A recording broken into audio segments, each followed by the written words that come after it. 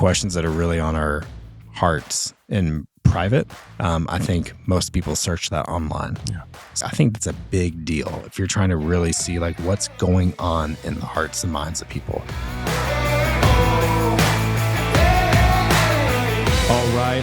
All right. Chris, did you know BRB? Do you know what BRB means? Be right back. Okay, that's very, very good. You know what BYOB means? Bring your own basket. Yes, bring your own basket. People say BYO like anything these days. Like BYOB, like bring your own blanket. Bring your own blanket, bring your own basket, Bring your own picnic, bagpipes. bring your own bagpipes. Bring your own bagpipes. All those Yes. things. What about like when you hear when someone goes like, "Oh man, that slaps."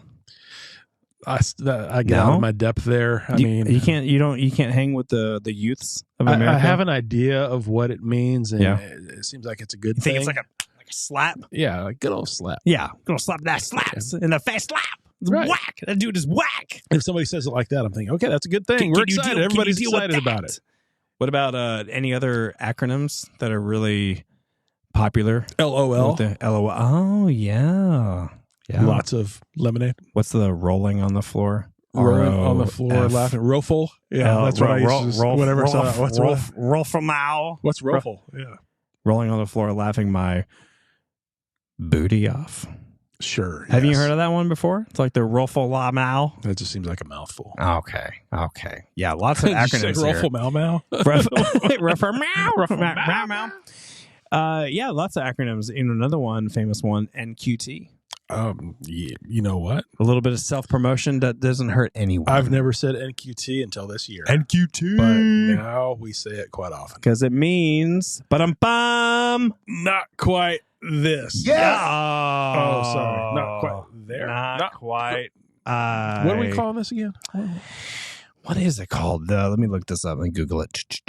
Oh, the Not Quite There show. Not quite there show. Except really just Not Quite There. Yeah. We don't know the name. What are NQT. any other acronyms that come to mind for you? ETH for Ethereum in crypto. Do you know anything about crypto? I wish I knew more Sol, about crypto. SOL for Solana. Nothing? Check you out. Get Check you out. ADA This is for what happens when you're a tech Cardano. guy. Cardano? No. Goodness, Mike, What you're just about outpacing me BTC here. for Bitcoin? You've heard of BTC before. When I think of BTC, I think of something else. I do. I think of BTC as before the cross. Boom. Yes. Yeah. Wait, do you really think that when you think BTC? I do. You don't think Bitcoin first? I have a T-shirt that says before the cross. and Yes. so BTC. My daughter, Clara, she has a Ooh. before the cross shirt as well. I take that as a compliment because Bitcoin has taken over the BTC acronym for most people, but not Not you. today. Not Not me. Not today. Christian G. Allen Howard of the North, second in line. Not him. Not him at all. Not this day. Oh, Michael, before the cross, you Oh. know a lot about Thank it you, Christian. because you- why is that? aren't you like the founder of it? Is that the founder? Yeah, I may have started it before the cross, but a lot of people think before the cross is life of Jesus before he came to the cross. So how would you describe it? What is Before the Cross about? Great question. What a dynamite question. So before the cross, at least what I'm saying the definition is I get the view of kind of humbling myself before the cross, like before the gospel, kind of being defined as Jesus living a perfect life, dying on the cross, and then rising from the grave, kind of defeating death and sin. And if you believe him and choose to follow him, you know, the Bible talks about you being saved. And then as I've been a Christian, it's like I'm looking up at this huge cross that seems to get bigger every single day. And I have nothing. It's like I got nothing to give. It's like a worshipful, like, okay, I kind of feel like I'm on my knees, hands are up, like, okay, Jesus, you're everything. That's like the imagery that comes to mind. That's a great image. But I've realized how much the term before the cross brings different answers to people. And a lot of them think timeline. Yeah. Like, oh, his life before. I'm like, well, yeah, that's part of it. But what is it that we're actually talking about here, because somebody can hear this and they're saying, okay, I get that. Yeah, I see the imagery. I agree with that. But what actually is before the cross? They're like, that's great, guys, but you're not saying anything about what it is. So, okay, so this started, I want to say around 2010. I think that's about right. I'm a little fuzzy on the details. I'm a little older these days. Yeah, so that was sometimes a while ago. those numbers sometimes blend together, my friend. So the whole point was, it's hard for me to journal by hand. It's hard for me to write. It's really messy. It takes me a while. You ask my wife, it's terrible handwriting. Okay, I think doctor handwriting. And my brain sometimes moves so fast, it's hard for me to write physically. But I can type, and I can. Yeah, you can. Yeah, you type like a banshee. You type really fast. Let's go typing. Yay for typing. So since I can do that, and I'm a tech guy, and I've liked making websites and stuff like that since the early days of AOL, when you had the little dial up, and I think we've talked about this before, but when you hear like, you don't have to make the, oh, you're going to do it. You just did it. Yeah. And you're like, I'm online. Yeah. You remember Earthlink? Yeah. Well, I remember AOL. If I remember when AOL first came out, I know Earthlink. What about Netscape? Yeah. I remember Ask Netscape. Jeeves. What about Jeeves knew a just lot. AOL Instant Messenger? Do you remember your Instant Messenger name? I don't. What? I don't remember it. Seriously? I don't think I ever did AOL. I skipped and went straight to other things. No! You never did chat rooms, instant messaging. What did I miss? You didn't get a piece of email that if it had a picture, it took 10 minutes to load in segments. I remember that, but and then it would be files done. When it would be done. You don't. Okay. You're sitting in judgment right now of the AOL user over here. I am. You leaned up on the couch right now. Chris is sitting in a way that is kind of looking down on me while we're talking. I am actually looking up at you on a very low couch that people did not put the actual feet on. It's true. We are sitting in a studio that has furniture that we were told that the legs just really weren't a priority in the assembly of the furniture. So Chris is actually sitting really low to the ground. It's wonderful to sit down. It's not so fun to sit up. Yeah. Or get up. We got to work on that. Anyway, so I'm a tech guy. I've been into websites, whatever. I just like that stuff. So the thought was, okay, why don't I just type out my thoughts and just have a private journal of a website? That was seriously was the thought. So that's what I started to do. And over time, I had some friends who they would ask me, well, what are you writing about? And I would tell them, and they'd be like, oh, that's really good. I would like to tell me more. Tell me some other entries you put in there. Mm-hmm. So after that kept happening, some people were just like, why don't you just make this a public website? Which it never dawned on me to ever do that. It's also my journal. So it's weird. It felt weird. It felt presumptuous. It was why is someone going to come read what Mike is putting in a journal? Everyone come look at what I'm putting in my journal. It just sounds so terrible. But I got some strong encouragement at the time of, but if it helps someone, maybe that could be worth it, which was a great point. To me, it was, and I can be careful about what I'm writing, obviously, but it did make me think, okay, I can type this. I know how to make a site. What if it does help someone? And what if I got to play a part in that? So that really motivated me. So, hence it just, the origin of all this is just a public website that's basically a blog, and it's just different articles on there. I was trying to think of a name at the time, and I really like Before the Throne. Ask Mike. Shane not Ask Mike.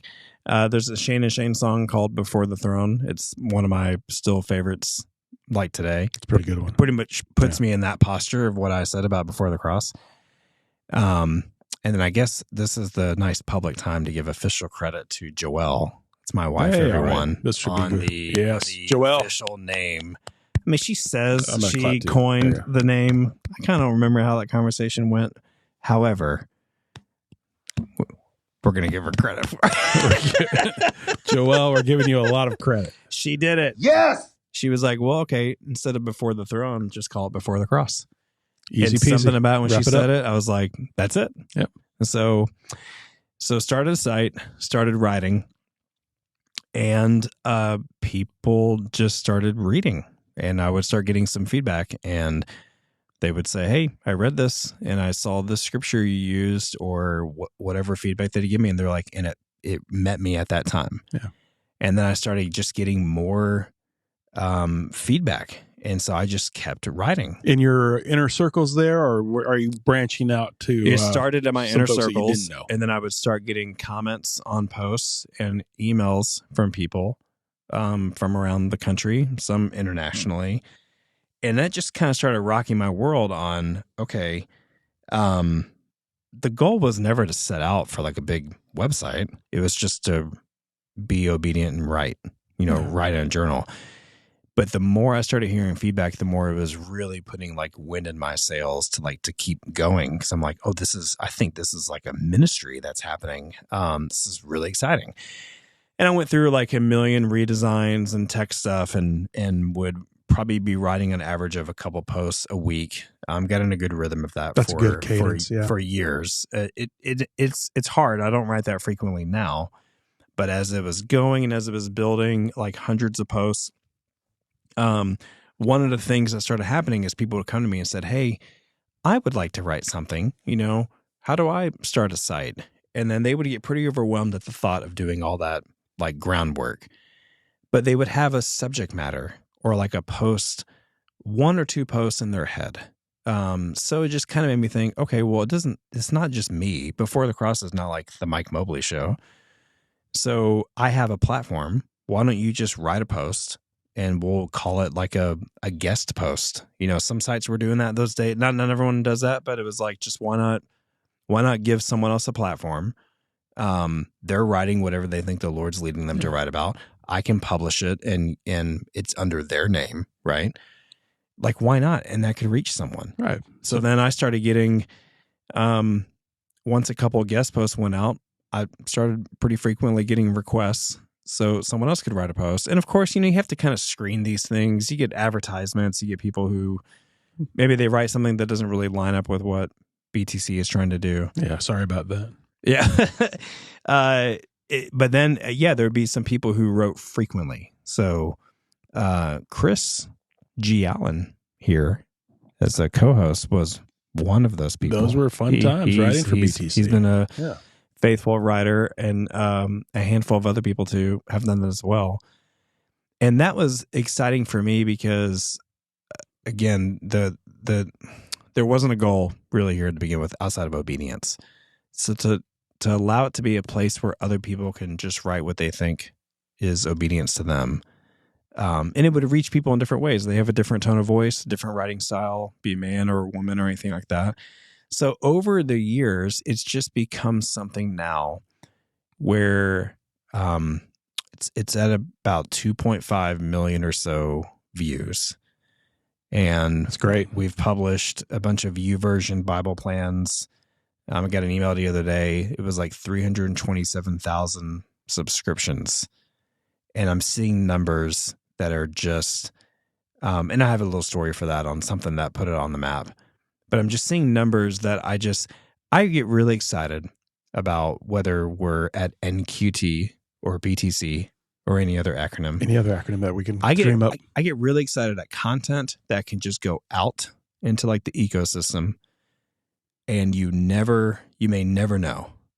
But like the thought that it's out there where 7 billion different people could just come across it, that gets me so jacked up excited. Same here. I would say we're cut from the same cloth. Yes, and not everyone necessarily feels that way, and that's fine. You don't have to. But I just love the thought of, what if well beyond my life?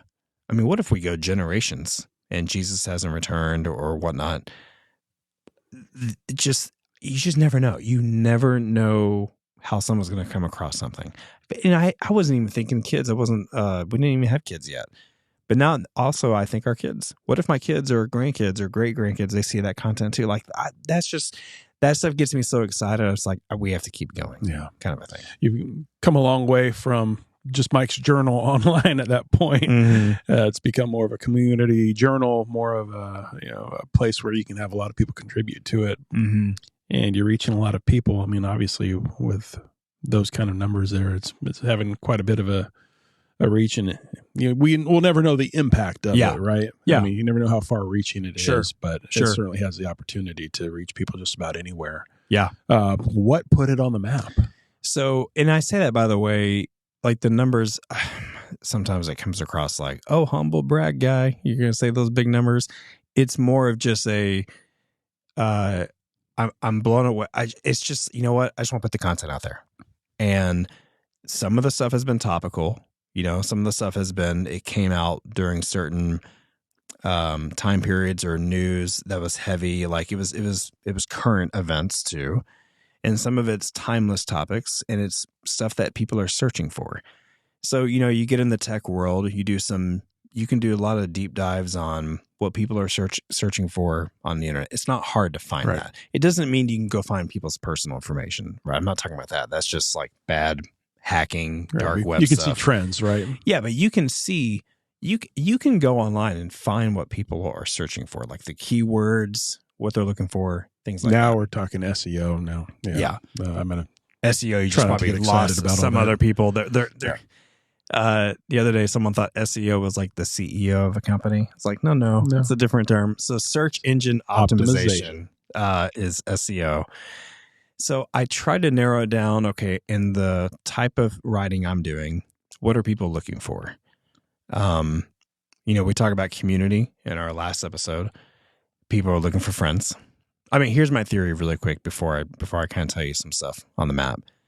I firmly believe that we Google the things we really have questions about and want answers on. We may never ask a human being, but at the end of the day, we'll grab our phone and we're going to Google it. And the questions that are really on our hearts in private, I think most people search that online. Yeah. So I think, SEO or looking at search history, I think that's a big deal if you're trying to really see like what's going on in the hearts and minds of people.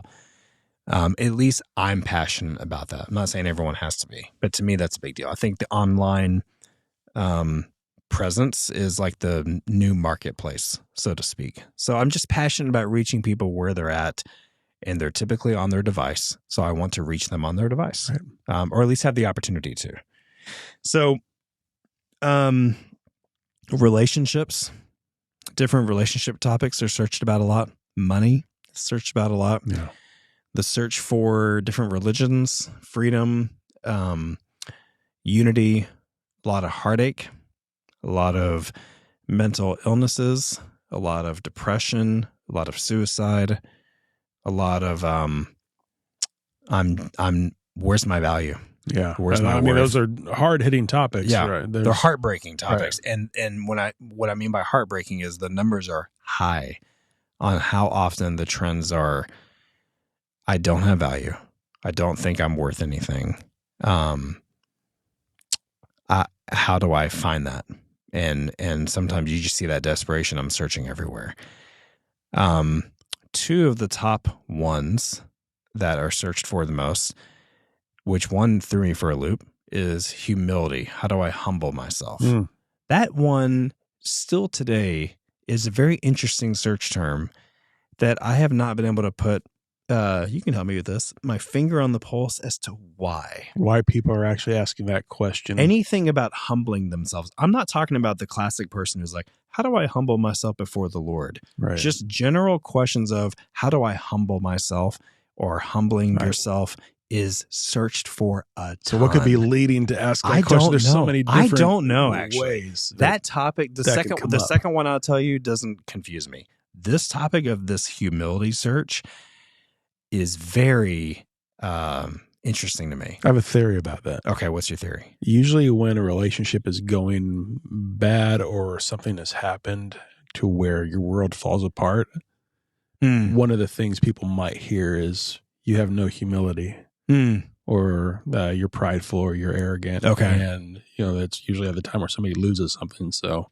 that would make sense to me. If people don't know what humility is, or if it's, wow, what is this the humility, what does humbling myself mean? Then yeah, I could see going to Google and trying to answer that question. So that thread would make sense because it lines up with the other topics that are searched for a lot, right? So like we clearly know as like a society, 7 billion people aren't waking up going, I want humility to pour through my veins today. Like that's so hard to come to that place, right? So I'm not trying to sound negative. I don't think it's that. I think it's actually more what you're saying. One of the other topics, and this is near and dear to my heart because it's part of my story, which is what, episode 2? Episode 2. Yeah. Episode 2. If people want we to, got episode numbers now. Hop Episode 2. The podcast DeLorean and go back to episode 2. Yeah. And we talked about this. People search for living with their partner or boyfriend or girlfriend every day, all the time. I'm talking all the time. I wrote a post about that, not because people searched for it, but because it was part of my story.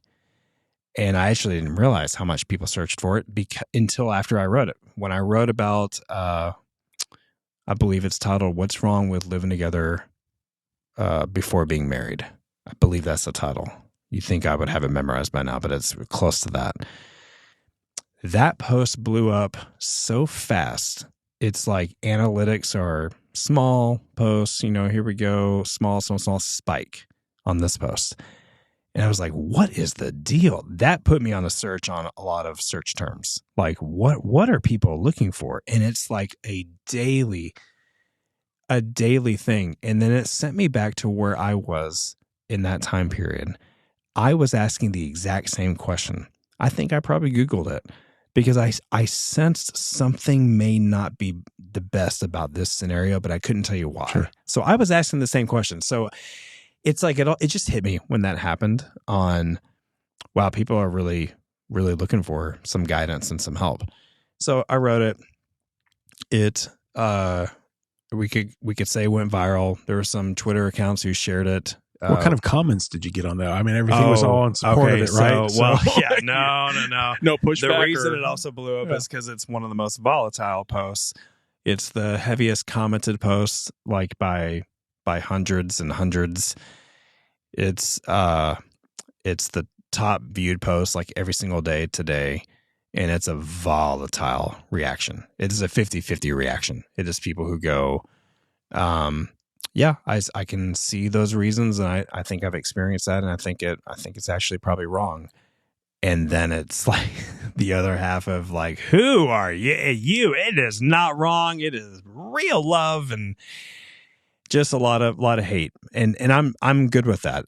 I would rather be in the audience of getting stuff out there, and I respond and engage to every single comment. I kind of made that a commitment, probably in 2011, 2012. If we're going to do this. Yeah.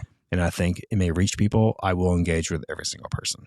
Because once I stop engaging with everyone, I think it needs to be shut down. And then World Magazine and some other people picked it up, ran articles on it. It just went to a whole nother level. But it amazes me. That came out, I think, in like 2014-ish. It is still searched. We're 10 years later. I imagine it will continue to be. That post, but that topic is still searched for every day. That thing is Googled, and you're not going to hear that on the news. People are not going to say that at coffee shops. I think they're afraid to be vulnerable, which we talked about that. It's pretty incredible to just take a deep dive on what are people searching for these days. Yeah, so you're meeting a need out there for the fact people don't want to go and say that maybe out loud, but they're going to Google it, and whether or not their reaction is going to be positive or negative to it. Yeah, you never know. You never know where they're at. Never know. And certainly there's some other topics that you've written on that you've had guests write on there that not everybody's going to see eye to eye there. You're not going to always. Are you talking about any of your posts right now? Oh, I'm sure every single post of mine was, gold. Yeah. I was going to say gold. But, no, how would you like to see BTC grow from this point? Because certainly it's come a long way from Mike's Journal. Yeah. I mean, well, and like you said, there's a lot of other topics, right? Like we're barely scratching the surface on different things that have resonated with people over time. There's a lot on like protect our hearts? What's praying all about? How does faith and works come together? How is Christianity still relevant? How can I have assurance of my salvation? People questioning I think the enemy does that a lot. People questioning their salvation a lot. Lots of scripture. There's people actually, I think, pretty hungry for scripture.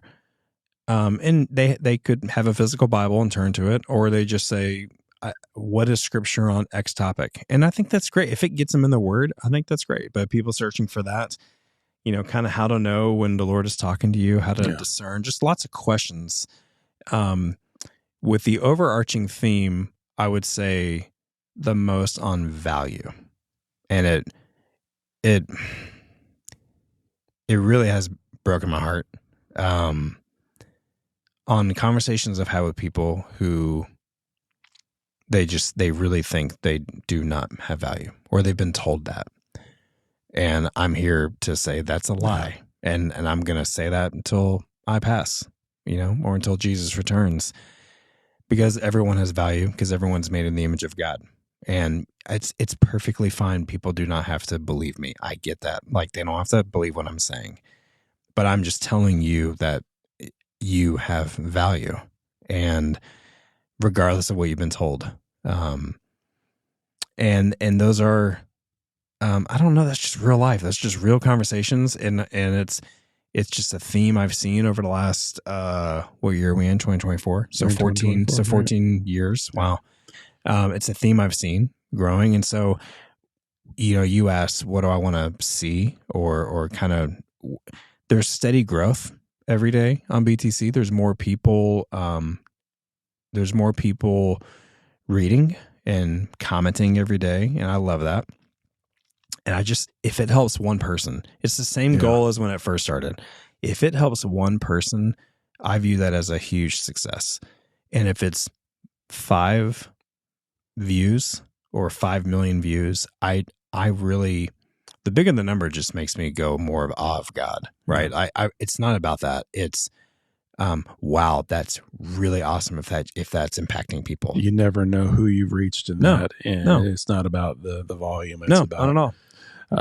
You may have been the last thing that somebody read that steered them from taking a bad direction or making a bad decision. Yeah. And I've had some conversations with some people, that where some of those scenarios have happened, I have some conversations where someone may read a topic and they comment on there, wow, I was really thinking this way, and you've kind of changed or you're at least making me think. Mm-hmm. They came in kind of hot and read a post, and you can tell they took a breath and kind of calmed down. I've had multiple couples either move out or also go get married. And one couple sent me a picture of their wedding day. They went out and just got married. And they were like, well, we're already here. We should just go make it official and commit to each other. And that's a beautiful thing. And I'll never know them personally. And again, not just about that. There's people who could read about money and they're like, I've never even thought about money. Like, it's just whatever.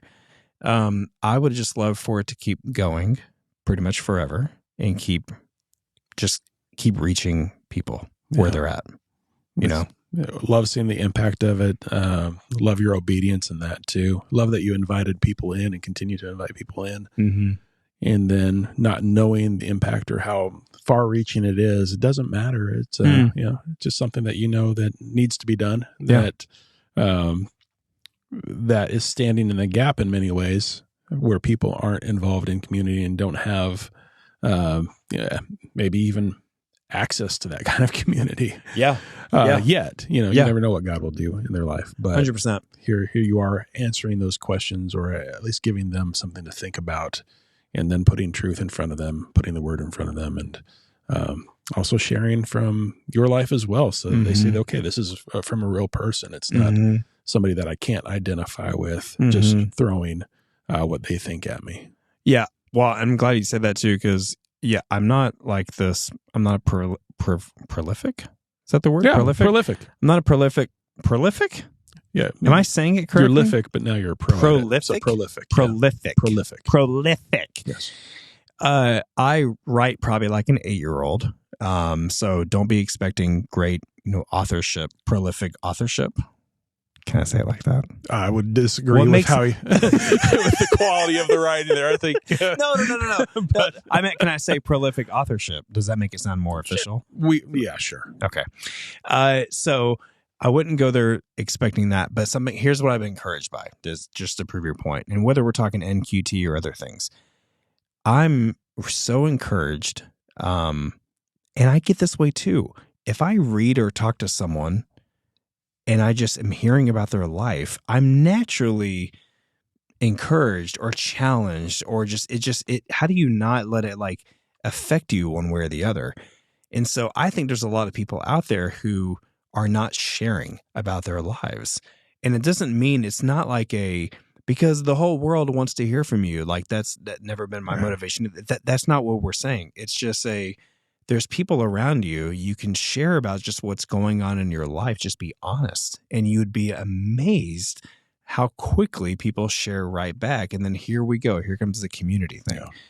And look what can come out of just an example of writing in a journal or something like that. And I'm so happy for the friends early on who encouraged me to share it with others, because I had to get over that hump. I was just in this world of there's no way someone would even care, but we do care. I think we have a fundamental wiring in us that cares for other human beings, whether or not we believe in God or follow Jesus or anything like that. There's something that there's something just attractive about the next human's story in life. I mean, it's why we watch movies. It's why we watch TV shows. Yeah, it's why we read other novels. And all these stories impact us. What are we doing around a campfire? You know, we're telling stories usually. Yeah, I think that goes back many years. Yeah. And like back to when you were a child. Back to when I was a child. And, long time ago. Exactly. Long time ago. Out on the cowboy trail. Yes. On the Oregon Trail. On the Oregon Trail. Driving the cattle up to Wichita. Yes, we love stories, and we like connecting with people through stories. Yeah. And I'm grateful too, because without BTC, then I don't think there's an NQT, because that's really where you and I actually started interacting more, and we got to, to working on different posts here and there together. And you opened that up right to me and said, yeah, sure, come contribute. And so I'm thankful for that. Yeah. But I also think that it kind of set the precedent for the kind of thing that we'd like to see here. We still want to reach people. It's just in a different format. Yeah. Same idea though. We're just talking real. We don't have it all put together. We're just sharing our, we encourage each other, challenge each other, do that with the listeners. And we get feedback from different listeners and people for NQT. Maybe we should just keep starting new acronyms. An acronym a month. Yeah. New acronym month. The month club. Right? That's at the end of the day, that's all it really is. I turned it into, BTC now is an official like nonprofit, like a 501c3. I did that purely a few years ago because I thought the Lord told me that was one of the next steps to take. And I'm not saying I know what all the future is of that, but it's now, Before the Cross is now an actual non-profit organization that can open doors. Being a nonprofit opens doors than not being a nonprofit, I guess. But exactly what does that entail for the next 10, 20, 30 years? I couldn't tell you yet. I mean, it's the same heartbeat though because of Jesus and because of being before the cross. How would I not want to love the next person or help the next person where they're at? And I know they're going to find the most freedom in that same posture before the cross. But whether or not they're there yet, that's okay. But just being able to help one person at a time. I love that the answer is rolled up into the name Before the Cross, because that answers so many questions. Why am I acting this way, or how do I get through this? And I know it sounds simplistic too. Sure, but you have to understand the context behind it, and it does require some explanation. It does require. Are you really going to give yourself a hard time? Do you realize how many words I have said since we've started anything? I like the way it sounds, though. Resquire. So I thought you were saying Esquire. Isn't that like a magazine? Sure. Wait, maybe is that a news article magazine? Maybe I thought it's not a bad magazine. People put after their name, like if they're a lawyer. They're an Esquire. Esquire. Like, okay, I don't think we know what we're saying. Yeah, I don't think I know what Esquire is. Now I'm nervous. I don't want to Google it. I'm hoping we didn't just say something inappropriate, but yeah. So I think it's news. It requires some context and it requires truth. Yeah. But before the cross is the answer. Yes. I would say that. I believe that. I understand if someone does not, and I did not years ago. I did not understand it, did not know. I thought I knew something about God, but I just didn't. I didn't know who Jesus really was. I never really looked or read for myself. And then the more I actually really out of a desperation of not finding life anywhere else, and I did a lot of other things, realized, he really is real. And this is a real situation here, and he really is God. And then nothing's been the same ever since. Yeah. Well, I love that you're obedient to that, and I love that you're pointing people to the cross every day. It really is happening every day through that portal, and thankful to have had a small hand in that too. So, wonderful acronyms, BTC, NQT. I've got another acronym in mind right now. Oh no, CIH. What? CIH? Yeah, Chris is hungry. Oh my gosh. Are you wanting to start in the restaurant business together? Yes!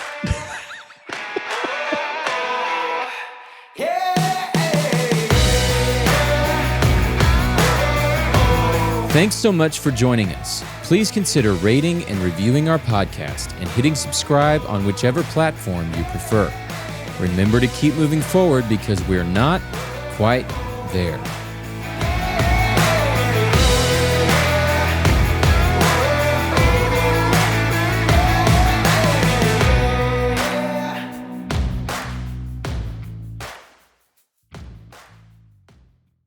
Most of the time, we consider the furniture in our homes to be functional and complementary of the room. But what if your furniture also told a story? I'm Mark Latham, Executive Director of Latitudes in Southlake, where you'll find just that, stories.